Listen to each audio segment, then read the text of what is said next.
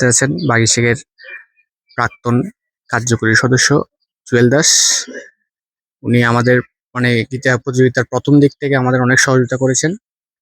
যখন আমরা 2022 সাল থেকে আমরা গীতা প্রতিযোগিতা শুরু করেছি, যখন প্রথম কয়েকজন মানুষকে আমরা চিনতাম যে যার মাধ্যমে আমরা এত বড় আয়োজন প্রথম থেকে শুরু করতে পেরেছি, তার মধ্যে জুয়েল দাদা একজন।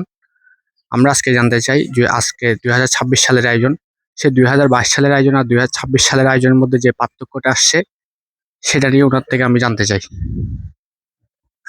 ওম কৃষ্ণস্তু ভগবান স্বয়ং।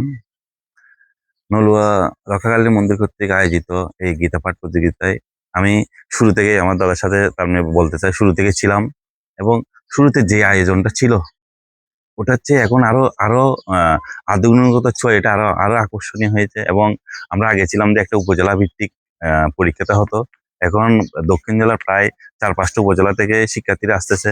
এই যে আয়োজন, এটা আমি চাইবো সামনের দিকে আরো অগ্রসর হোক এবং আরো সুন্দরভাবে আমাদের যে উপজেলার সুনামটা বয়ে আনুক, এই আশাবাদ ব্যক্ত করছি।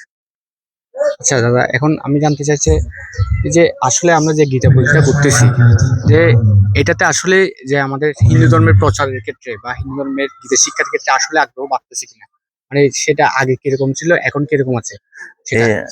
আসলে গীতা শিক্ষাটা তো এমনি ভালো, তবে এই যে প্রতিযোগিতা হয় বা আপনাদের এই যে প্রতিযোগিতা, এটার ফলে আরো শিক্ষার্থীরা আগ্রহটা বেড়ে যাচ্ছে। আমি এবছর পেলাম না, সামনের বছর আরো কিছু পাবো, এভাবে। যেমন আমি বলতেছি না, প্রথম থেকে আমার এলাকার, আমি ড্যামসা ইউনিয়ন থেকে এসেছি, আমার প্রথম থেকে আমার ইউনিয়নের প্রথম দ্বিতীয় প্রতিযোগী থাকে, প্রত্যেক বছর 1 থেকে 2 জন থাকে।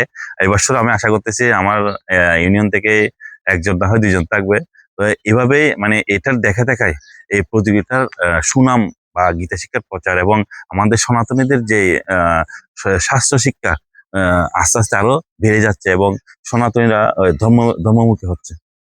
আমরা আসলে যখন গীতা বইটা শুরু করেছিলাম, আমরা একটা মূল লক্ষ্য নিয়ে শুরু করেছিলাম, সেটা হলো যে আমাদের হিন্দু ধর্মের যে প্রধান ধর্মগ্রন্থ বেদ এবং কি শ্রীকৃষ্ণের মুখনিসৃত বাণী শ্রীমদ্ ভগবদ গীতা, সেই প্রচারের লক্ষ্যে আমরা মূলত শুরু করেছিলাম।